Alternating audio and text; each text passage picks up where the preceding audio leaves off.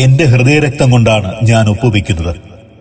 ഒരു കരാർ ഒപ്പുവെക്കുന്ന സമയത്ത് നാടിന്റെ ഭരണാധികാരി പറഞ്ഞ വാക്കുകളാണിവ. കേരളമെന്ന സംസ്ഥാനം ഇല്ലാതാകാൻ ഇടയുള്ള ചരിത്രപ്രസിദ്ധമായ ആ കരാറിന്റെ ആഴങ്ങളിലേക്ക് അല്പമൊന്ന് കണ്ണോടിക്കാം. കാരണം അടിയന്തിരമായി ഒരു തീരുമാനമുണ്ടായില്ലെങ്കിൽ ഇനി അത് പറയാനോ കേൾക്കാനോ ആരും ഇവിടെ അവശേഷിക്കണമെന്നില്ല.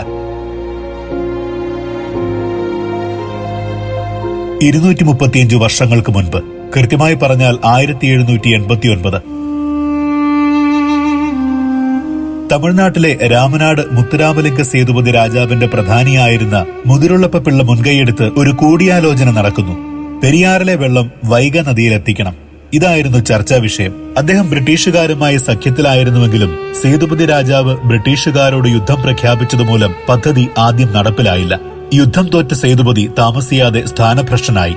പ്രദേശം മദുരാശി പ്രസിഡൻസിയുടെ കീഴിലായി.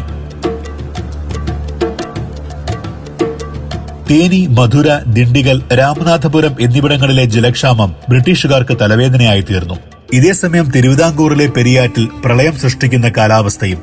ബ്രിട്ടീഷുകാർ പെരിയാർ നദിയിലെ വെള്ളം പശ്ചിമഘട്ടത്തിലെ മലതുരന്ന് മധുരയിലൂടെ ഒഴുകുന്ന വൈഗ നദിയിലെത്തിക്കാൻ പദ്ധതിയിട്ടു. ഇതിനായി 1808 ഒരു പഠനം നടത്താനായി പശ്ചിമഘട്ടത്തെക്കുറിച്ച് വ്യക്തമായ അറിവുള്ള ജെയിംസ് കാഡ്വെൽ എന്ന വിദഗ്ധനെ നിയോഗിച്ചു.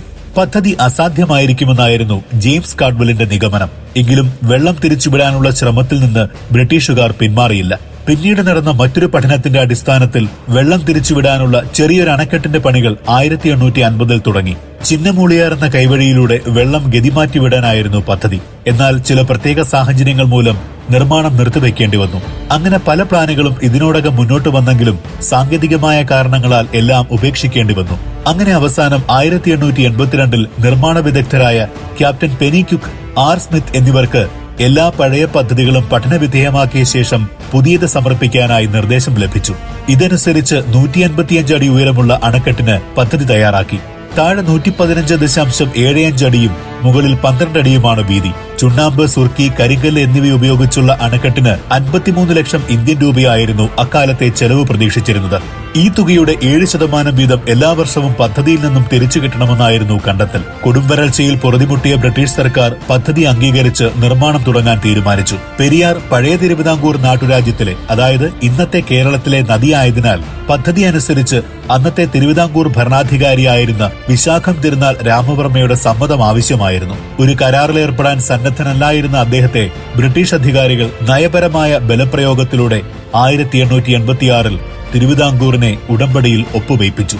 വിശാഖം തിരുനാൾ രാമവർമ്മ വ്യസനത്തോടെ ഈ കരാറിനെ വിശേഷിപ്പിച്ചതപ്പോൾ ഇങ്ങനെയാണ്: എന്റെ ഹൃദയരക്തം കൊണ്ടാണ് ഞാൻ ഒപ്പുവയ്ക്കുന്നത്. അന്നത്തെ കണക്കനുസരിച്ച് 62 ലക്ഷം ഇന്ത്യൻ രൂപ ചെലവ് വരുന്ന പദ്ധതിയായിരുന്നു തയ്യാറാക്കിയത്. അണക്കെട്ടിന്റെ ശിലാസ്ഥാപന കർമ്മം നിർവഹിക്കുകയും ഉടൻ തന്നെ നിർമ്മാണം ആരംഭിക്കുകയും ചെയ്തു. പക്ഷേ കനത്ത മഴയും വെള്ളപ്പൊക്കവും നിർമ്മാണത്തെ ഇടതടവില്ലാതെ തടസ്സപ്പെടുത്തി. കെട്ടിപ്പൊക്കിയ ഭാഗം വെള്ളച്ചാലിൽ നശിച്ചുപോയി. ജോലിക്കാർ ഹിംസമൃഗങ്ങൾക്കിരയായി. കുറെ പേർ വെള്ളപ്പാച്ചിലിൽ ഒലിച്ചുപോയി.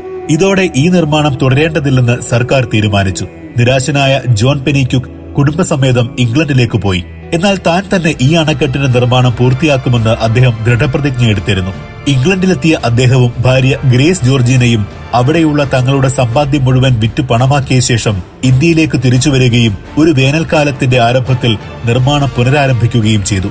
തൊട്ടുപിന്നാലെ വന്ന മഴക്കാലം ആ അടിത്തറയെ തകർത്തില്ല. പെനിക്യുക്കിന്റെ ദൃഢനിശ്ചയത്തിന് സർക്കാർ ഉറച്ച പിന്തുണ നൽകി. 1895 അണക്കെട്ടിന്റെ നിർമ്മാണം പൂർത്തിയായി. അന്നാകെ ചിലവായത് 81,33,000 ഇന്ത്യൻ രൂപ. 50 കൊല്ലത്തിലധികം ഇത്തരം അണക്കെട്ടുകൾക്ക് ആയുസ്സില്ലെന്ന് അണക്കെട്ടിന്റെ ശില്പിയായ പെനിക്യുക്ക് പറഞ്ഞിരുന്നു. അങ്ങനെ നോക്കിയാൽ പോലും സ്വാതന്ത്ര്യത്തിന് മുന്നേ തന്നെ അണക്കെട്ടിന്റെ കാലാവധി കഴിഞ്ഞിരിക്കുന്നു. സായിപ്പുണ്ടാക്കിയ അണക്കെട്ടായതുകൊണ്ട് മാത്രമാണ് പിന്നെയും 63 കൊല്ലമായി അതിങ്ങനെ പൊട്ടാതെ നിൽക്കുന്നത്. ഈ അണക്കെട്ടിനെതിരെ പല വിവാദങ്ങളും കേരളവും തമിഴ്നാടും തമ്മിലുള്ള തർക്കങ്ങളുമൊക്കെ പലരും കേട്ടും കേട്ടില്ലെന്നും നടിച്ച കഥകളായി മാറി. 1979 ഗുജറാത്തിൽ സംഭവിച്ച മച്ചു അണക്കെട്ടിന്റെ തകർച്ചയെ തുടർന്നുണ്ടായ വാർത്തകളുടെ പശ്ചാത്തലത്തിൽ മുല്ലപ്പെരിയാർ അണക്കെട്ടിന്റെ പ്രാന്തപ്രദേശങ്ങളിലെ ജനങ്ങൾ പരിഭ്രാന്തിയിലായി. സ്വതന്ത്ര ഇന്ത്യയിലെ ഏറ്റവും വലിയ ഡാം ദുരന്തം അന്ന് ഗുജറാത്തിൽ സംഭവിച്ചപ്പോൾ 20 മിനിറ്റിനകം 15,000-ഓളം ജനങ്ങളാണ് മോർവി പട്ടണത്തിൽ മണ്ണോട് ചേർന്നത്. അന്ന് തുടങ്ങിയ ഭീതി 45 വർഷങ്ങൾക്കിപ്പുറം കേരള ജനതയ്ക്ക് 10 മടങ്ങ് കൂടി നിൽക്കുകയാണ്. വേദനയോടെ മാത്രം ചിരിക്കാൻ തോന്നുന്ന ചില കൗതുകങ്ങൾ ഈ കരാറിലുണ്ട്. 1886 ഒക്ടോബർ 29 പെരിയാർ പാട്ടക്കരാർ പ്രകാരം പെരിയാർ നദിയുടെ 155 അടി ഉയരത്തിൽ സ്ഥിതി ചെയ്യുന്ന 8,000 ഏക്കർ സ്ഥലത്തിന് പുറമെ അണക്കെട്ട് നിർമ്മാണത്തിനായി 100 ഏക്കർ സ്ഥലവും തിരുവിതാംകൂർ രാജാവായിരുന്ന വിശാഖം തിരുനാൾ രാമവർമ്മ അന്നത്തെ മദിരാശി സർക്കാരിന് പാട്ടമായി നൽകുകയാണുണ്ടായത്. കരാറ് പ്രകാരം പാട്ടത്തുകയായി ഏക്കറിന് 5 രൂപ എന്ന കണക്കിൽ 40,000 രൂപ വർഷം തോറും കേരളത്തിന് ലഭിക്കും. 50 വർഷം മാത്രം ആയുസ് കണക്കാക്കിയിരുന്ന ഡാമിന്റെ കരാർ കാലയളവ് 999 വർഷമാണ് എന്നുള്ളതാണ് വിരോധാഭാസം. ആദ്യ കരാർ കഴിയുമ്പോൾ വേണമെങ്കിൽ വീണ്ടും ഒരു 999 വർഷത്തേക്ക് കരാർ പുതുക്കുന്നതിന് വിരോധമൊന്നുമില്ല എന്നുള്ള മറ്റൊരു മണ്ടത്തരവും കൂടെ ഈ കരാറിലുണ്ട്. അണക്കെട്ടിൽ ചോർച്ച വരാൻ തുടങ്ങിയതോടെ ആയിരിക്കണം അത് ദുർബലമാണെന്നും ജലനിരപ്പ് 136 അടിക്ക് മുകളിൽ ഉയർത്താൻ പറ്റില്ലെന്നും പറഞ്ഞ് കേരളവും തമിഴ്നാടും തമ്മിലുള്ള നിയമയുദ്ധങ്ങൾ ആരംഭിക്കുന്നത്. ഡാം പൊട്ടിയാലും തമിഴ്നാട്ടിലേക്ക് വെള്ളമൊഴുകി അവർക്ക് അപകടമൊന്നും ഉണ്ടാകില്ല എന്നുള്ളതും 35 കിലോമീറ്റർ താഴെയുള്ള ഇടുക്കി ഡാം ആ വെള്ളം മുഴുവൻ താങ്ങിക്കോളും എന്നുള്ള ന്യായങ്ങളും തമിഴ്നാട് സർക്കാർ നിരത്തുന്നുണ്ട്.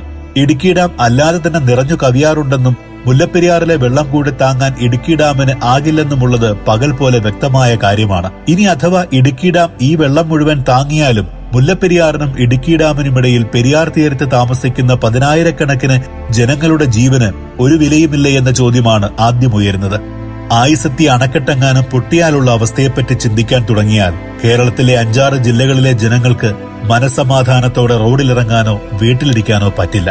കണക്കുകൾ സൂചിപ്പിക്കുന്നത് പ്രകാരം ഇടുക്കി, കോട്ടയം, പത്തനംതിട്ട, എറണാകുളം, തൃശൂർ, ആലപ്പുഴ എന്നീ ജില്ലകളിലായി കുറഞ്ഞത് 40 ലക്ഷം ജനങ്ങളെങ്കിലും നാമാവശേഷമാകും. പണ്ഡിതനും പാമരനും പണമുള്ളവനും ഇല്ലാത്തവനും സിനിമാക്കാരനും രാഷ്ട്രീയക്കാരനും കേന്ദ്രത്തിൽ പിടിയുള്ളവനും പിടിയില്ലാത്തവനും കുട്ടികളും വലിയവരുമെല്ലാം അടക്കമുള്ള ലക്ഷക്കണക്കിന് മനുഷ്യാത്മാക്കൾ വീട്ടിലും റോഡിലും പാടത്തും പറമ്പിലുമൊക്കെയായി ജീവനില്ലാതെ കിടക്കും. കുറേയധികം പേർ ആർക്കും ബുദ്ധിമുട്ടൊന്നും ഉണ്ടാകാതെ അറബിക്കടലിന്റെ അഗാധതയിൽ സമാധിയാകും. കന്നുകാലികളടക്കമുള്ള മിണ്ടാപ്രാണികളുടെ കണക്കൊന്നും മുകളിൽ പറഞ്ഞ 40 ലക്ഷത്തിൽ പെടുന്നില്ല. ജീവനോടെ അവശേഷിക്കുന്ന ബാക്കിയുള്ള മനുഷ്യജന്മങ്ങൾ പകർച്ചവ്യാധികളും മറ്റു രോഗങ്ങളും പിടിച്ച് നരകയാതനയിലേക്ക് വഴുതി വീഴും. ഇക്കൂട്ടത്തിൽ ലക്ഷക്കണക്കിന് തമിഴ്നാട്ടുകാരുമുണ്ടാകും. നദീജലം പറ്റുമ്പോൾ തേനി, മധുര, ദിണ്ടിഗൽ, രാമനാഥപുരം എന്നിങ്ങനെ കൃഷിയെ മാത്രം ആശ്രയിച്ചു കഴിയുന്ന 10,000-കണക്കിന് തമിഴ് മക്കൾ വരൾച്ചയും പട്ടിണിയും കൊണ്ട് വലയും. പരസ്പരം പഴിചാരി പല കലാപങ്ങളും ഉണ്ടായേക്കാം. ഇങ്ങനെ വേവലാതികൾ പറഞ്ഞ കാലം ഒരുപാട് കടന്നുപോയി, അതിക്രമിച്ചു. മരണക്കയത്തിലേക്ക് പോകാതിരിക്കാൻ ഇനിയും അവസരമുണ്ട്, അതും കുറച്ചുനാൾ മാത്രം. ഭൂരിപക്ഷത്തിന്റെ കണക്കുകളും ആവനാഴിയിൽ സൂക്ഷിച്ചിരിക്കുന്ന തെരഞ്ഞെടുപ്പ് വാഗ്ദാനങ്ങളുമെല്ലാം എല്ലാ നേതാക്കന്മാരും തൽക്കാലം മറക്കുക. നിങ്ങൾ ഉൾപ്പെടെയുള്ള നമ്മളില്ലാതാകാൻ പിടിവാശിയോ ബുദ്ധിശൂന്യമായ പ്രവൃത്തിയോ ഒരു കാരണമാകരുത്. പല പഠനങ്ങളിൽ നിന്നും കിട്ടിയ വിവരങ്ങളിൽ നിന്നും സമൂഹം അവഗണിച്ചു മാറ്റി നിർത്തിയ അറിവുള്ളവരുടെ കണ്ടെത്തലുകളിൽ നിന്നും ക്രോഡീകരിച്ചെഴുതി പറഞ്ഞ ഈ വസ്തുതകൾ സൂര്യനെ തൊടാൻ കാത്തിരിക്കുന്ന യുവതലമുറയ്ക്ക് മുന്നിൽ സമർപ്പിക്കുന്നു. സർവനാശത്തിനുള്ള കൗണ്ട്ഡൗൺ തുടങ്ങിക്കഴിഞ്ഞു. ഹിമാലയം പൊടിച്ച മണ്ണുകൊണ്ട് മൂടിയാൽ പോലും ആ കല്ലറകൾ മൂടില്ല. ജീവനറ്റ ശരീരങ്ങൾക്കുറങ്ങാൻ അറബിക്കടൽ പറ്റിയ കുഴിയിൽ പോലും സ്ഥലമില്ലാതാകും. ഒന്നും സംഭവിക്കാതിരിക്കട്ടെ.